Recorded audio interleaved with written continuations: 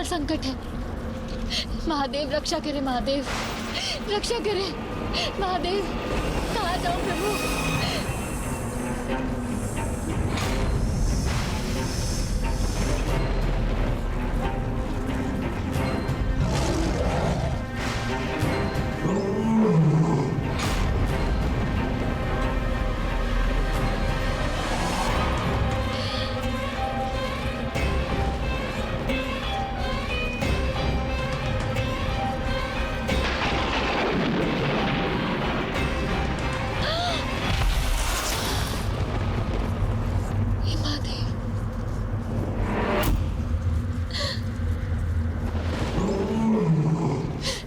गर्जना,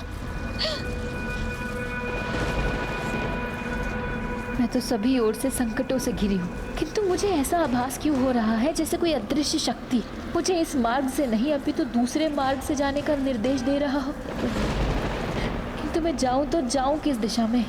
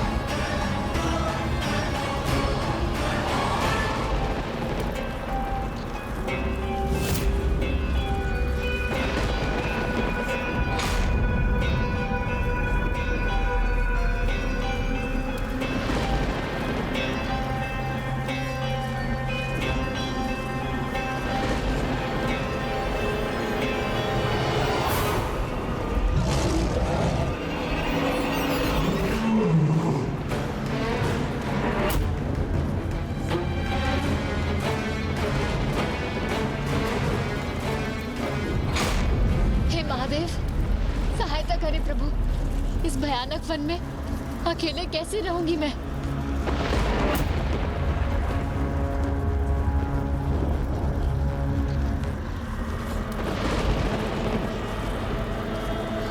अरे महादेव, हे महादेव रक्षा करे, हे महादेव।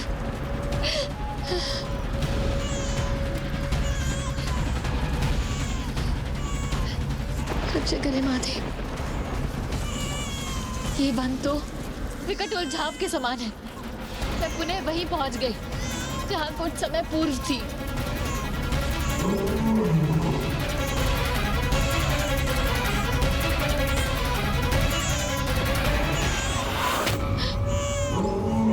हाँ?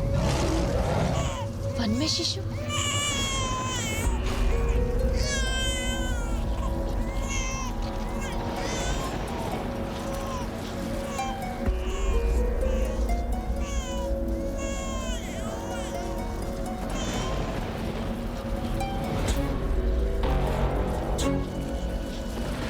नवजात शिशु इस घने जंगल में कैसे? इसकी माँ कहाँ है? कोई तो होना चाहिए ना इसके साथ।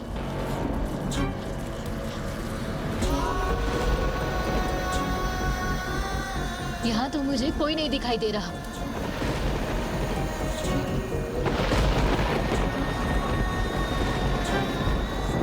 ये वस्त्र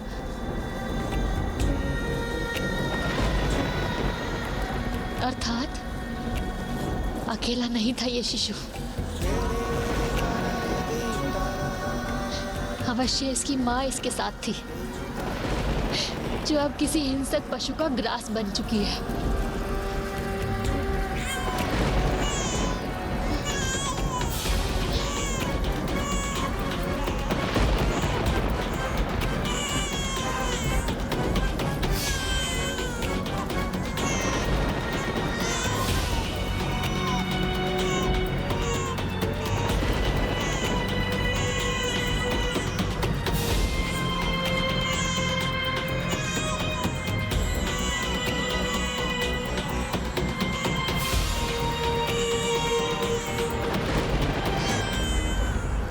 देवी, आपका आंचल रिक्त है, और इस शिशु को भी ममता भरे आंचल की आवश्यकता है।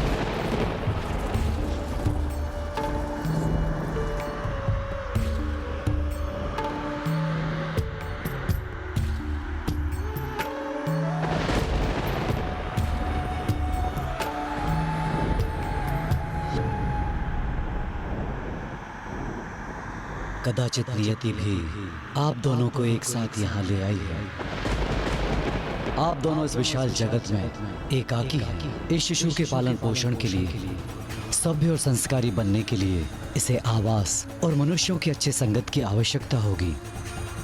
इसलिए आप इस शिशु का पालन पोषण कीजिए, क्योंकि वृद्धावस्था में ये आपकी सेवा करेगा।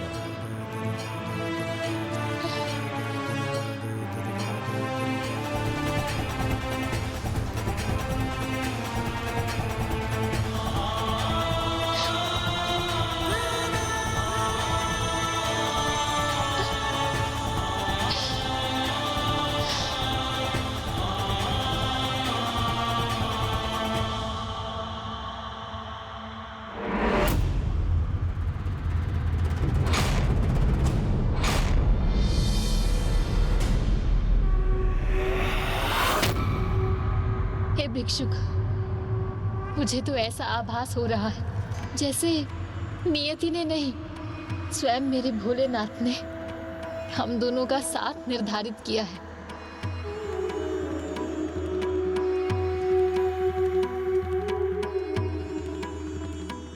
पुत्र, भोलेनाथ ने तुम्हें मुझे सौंपकर मेरा रिक्त आंचल भर दिया, मुझे मेरे जीवन का एक नवीन आधार दे दिया। मुझे ज्ञात है तुम्हें भोजन देने और तुम्हारा पालन पोषण करने हेतु मेरे पास कुछ नहीं, किंतु मुझे मेरे महादेव पर विश्वास है, वही हमारी देख रेख करेंगे।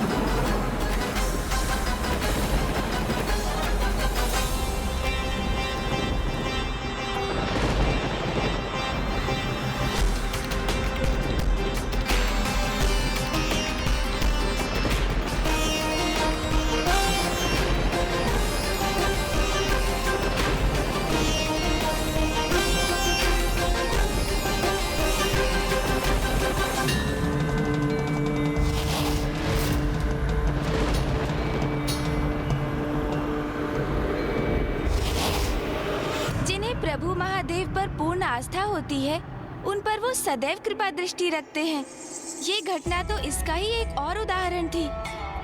आयु में वृद्धि होने के साथ वो बालक प्रभु शिव शंकर शंभु के प्रति अपनी दोनों माताओं का अटूट विश्वास और आस्था आत्मसात करता गया।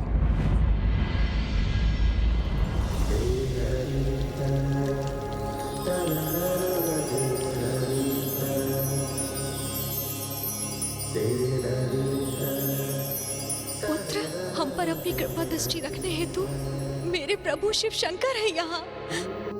माँ, क्या है प्रभु शिव का परिचय और हमें सदैव उन पर आस्था क्यों रखनी चाहिए?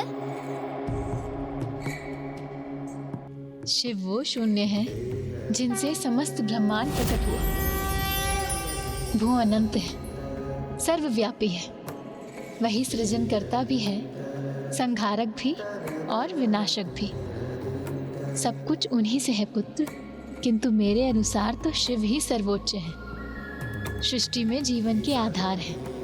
इसीलिए सदा स्मरण रखना पुत्र, प्रभु शिव में सदा आस्था और विश्वास रखना, फिर जो भी होगा उत्तम ही उत्तम होगा। मुझे प्रभु शिव शंकर में अनंत आस्था है माँ, जो भी होगा सदा उत्तम ही होगा।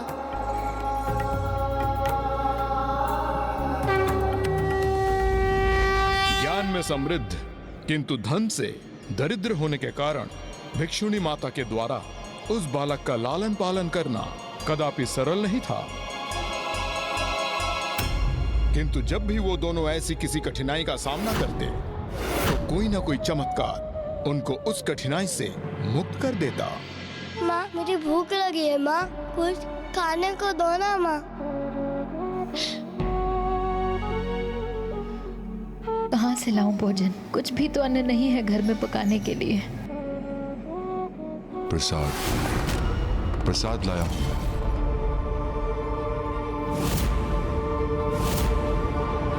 कौन?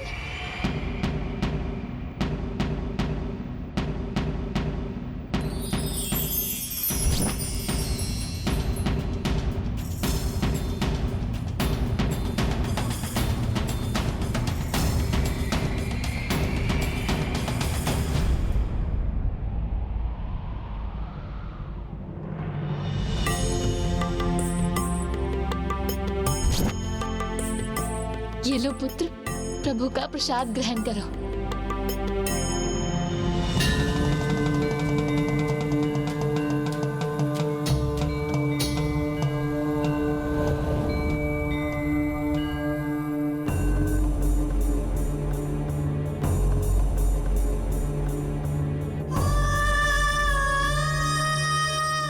कितना तीव्र ज्वर है तुम्हें पुत्र,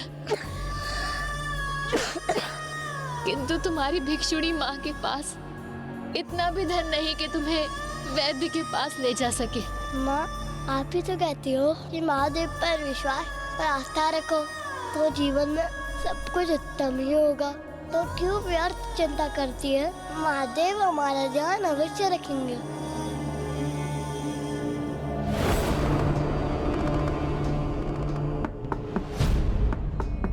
बाहर बहुत वर्षा हो रही है देवी, तो क्या मैं यहाँ आपके द्वार पर इस वर्षा के थमने की प्रतीक्षा कर सकता हूँ? मैं एक वैद्य हूँ, निकट के ग्राम के रुग्ण व्यक्ति का उपचार करने आया था।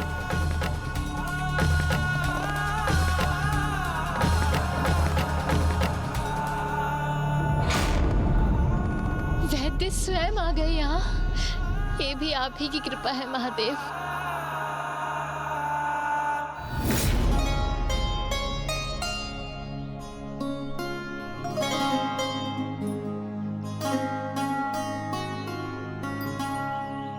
माँ सभी बालक गुरुकुल जाते हैं, तो मेरा वहाँ जाने का अवसर कब प्राप्त होगा माँ?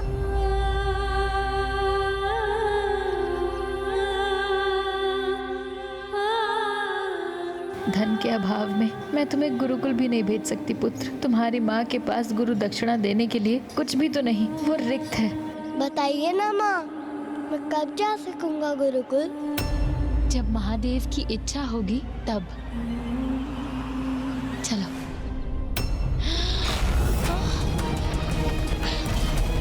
पुत्र,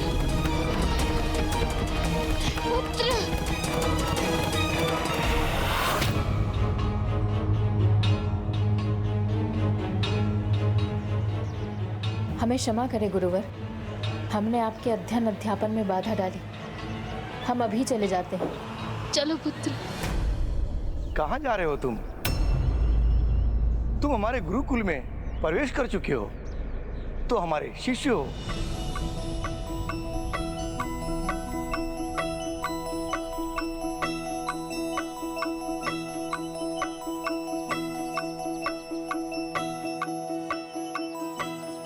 प्रणाम गुरुदेव। तुम्हारा नाम क्या है बालक? क्या नाम है तुम्हारा? पुत्र। मेरा नाम तो पुत्र है गुरुदेव। पुत्र? हाँ गुरुदेव, मेरी माँ तो मुझे पुत्र कहकर ही पुकारती है, तो मेरा नाम तो पुत्र हुआ ना। और मेरे सखा मुझे मित्र कह के पुकारते हैं, और आप सभी मुझे सहपाठी कह के पुकार सकते हैं। इसीलिए पुत्र, मित्र, सहपाठी, शिष्य और शिव भक्त, यही मेरा नाम है। जो आपकी इच्छा हो आप उस नाम से पुकार लीजिए। तुम तो सर्वथा विलक्षण हो पुत्र। इसे धर्म के उस रहस्य का ज्ञान है जो तुम्हारी आयु में अन्य सभी से गुप्त रह जाता है। इसलिए समस्त संसार में जो तुम्हारा नाम प्रचलित होगा वो है धर्मगुप्त। आपको कोटि कोटि धन्यवाद गुरुदेव। ये तो मेरा सौभाग्य है कि मुझे मेरा नवीन नाम स्वयं मेरे गुरुदेव ने प्रदान किया।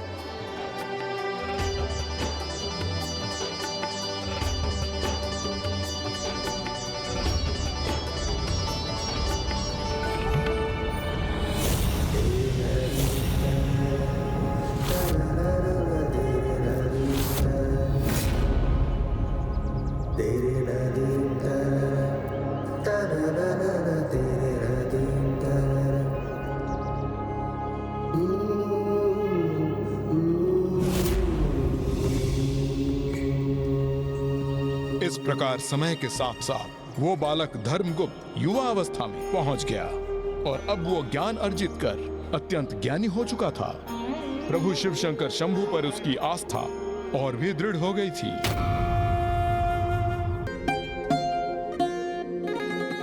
मित्र, ये मार्ग अनुचित है, इस पर मत चलो। ये अनुचित मार्ग नहीं है मित्र, ये तो हमारे गृह के लिए सबसे छोटा रास्ता है। धर्मगुप्त, कदाचित तुम्हें ज्ञात नहीं, इस वन में राज विरोधी सशस्त्र दस्यु समूह घात लगाए हुए रहते हैं और इसलिए इस मार्ग से जाना तो स्वयं संकट को आमंत्रित करने जैसा है। भानु, इस प्रकार भयभीत होने की आवश्यकता नहीं है। हमें विश्वास के साथ आगे बढ़ना चाहिए। मुझे तो प्रभु शिव शंकर में संपूर्ण विश्वास है, पूर्ण आस्था है। उनकी कृपा से जो भी होगा सर्वथा उत्तम ही होगा। यदि तुम भी उनमें वैसा ही विश्वास रखने में समर्थ हो तो मेरे साथ आओ, अन्यथा मैं अकेला ही आगे बढ़ जाऊंगा।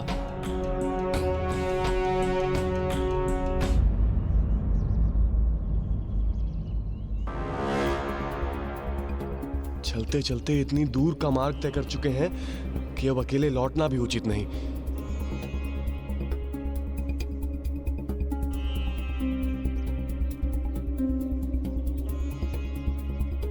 मित्र, अरे किस मूर्ख ने यहाँ इतनी सारी शिलाएं स्थित कर दी? कदाचित उसी ने मित्र, जिसने यहाँ कुछ छिपाने का प्रयास किया है। ध्यान से देखो मित्र भानु,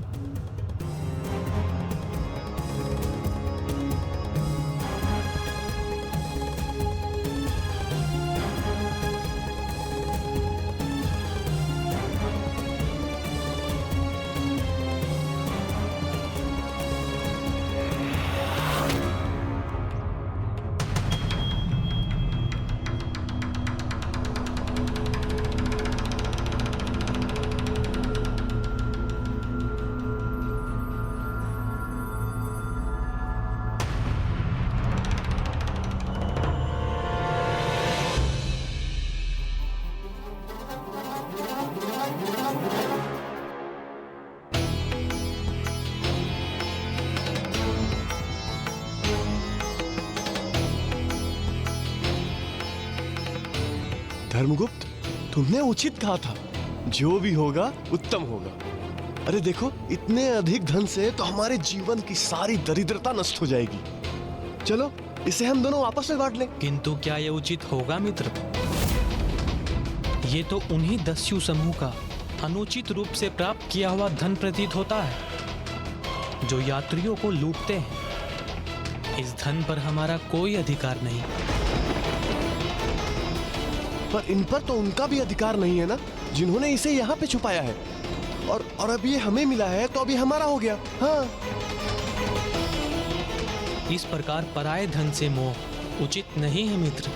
राज्य में इस प्रकार प्राप्त हुई कोई भी वस्तु अथवा धन पर हमारा नहीं, राजा का अधिकार होता है। अतः हम इस धन का कुछ उपयोग नहीं कर सकते। आओ हम दोनों इस धन को राजकोष में दे दें। किंतु इस प्रकार तो मित्र हमारी शत्रुता उन दस्यु समूहों से हो जाएगी और हमें कुछ प्राप्त भी नहीं होगा। जैसा मैंने पूर्व में भी कहा था,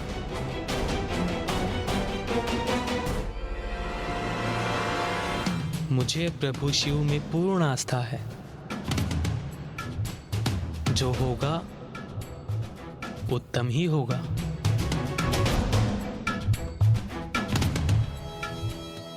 फिर क्या हुआ लंकेश? क्या भानु की स्वीकृति पाकर वो दोनों उस धन को राजा को लौटाने गए? हाँ गौरी पुत्र, भानु ने तो उनकी बात को स्वीकार कर लिया था, किंतु फिर मार्ग में स्वयं धर्मगुप्त का ही मन परिवर्तित हो गया और उन्होंने वो धन राजा के पास ले जाने का अपना निर्णय पलट दिया। किंतु ऐसा क्यों किया उन्होंने? क्योंकि ये तो उचित नहीं था। गौरी पुत्र, धर्मगुप्त के अनुसार वो जो कर रहे थे वो सर्वथा उचित ही था। मित्र धर्मगुप्त, दस्यु समूह का छिपाया धन प्राप्त करके हमारी शत्रुता तो उनसे हो ही चुकी है, किंतु अब कहीं हम राजा के भी शत्रु न बन बैठे। कदाचित जो तुम सोच रहे हो वो हमारे लिए किसी बड़े संकट का कारण न बन जाए। इनकी निर्धनता और विवशता तो देखो मित्र।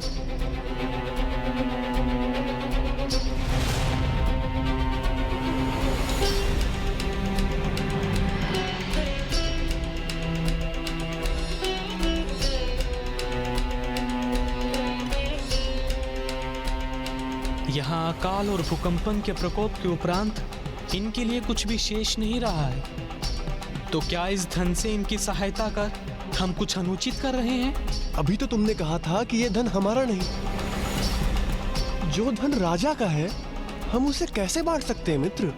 धन का उचित स्थान तो वही होता है जहाँ उसकी आवश्यकता होती है। वैसे भी राजा का धन प्रजा का ही तो होता है।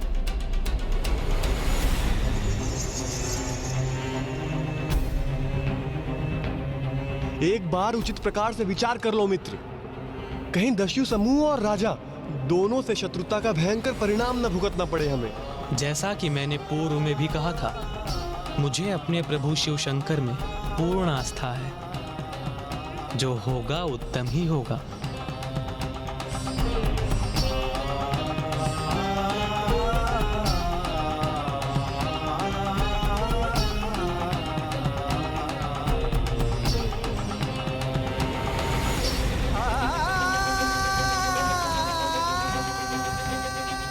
अर्थात लंकेश, धर्मगुप्त उदारता में भी कम नहीं थे। हाँ गौरी पुत्र, किंतु धर्मगुप्त की उस उदारता का उन निर्धन असहाय ग्रामीणों पर अत्यंत विपरीत परिणाम होने वाला था। किंतु क्यों और कैसे लंकेश? विदर्भ नरेश की जय हो। गुप्तचर, मेरे समक्ष प्रस्तुत होकर इस प्रकार शांत क्यों हो? कहो, क्या समाचार लाए हो? शीघ्र कहो। एक राजा सभी प्रकार के समाचार सुनने के लिए सदैव तैयार रहता है। महाराज, दस्यु समूह द्वारा लूटा हुआ एकत्रित धन आपकी प्रजा के 1 ग्राम के वासियों ने प्राप्त कर लिया है। उस क्षेत्र में अकाल का प्रभाव था, वहां के वासी भोजन रहित पीड़ा से ग्रसित थे, किंतु आपके धन का लाभ उठाकर आनंद पूर्वक अपना जीवन व्यतीत कर रहे हैं। सेनापति!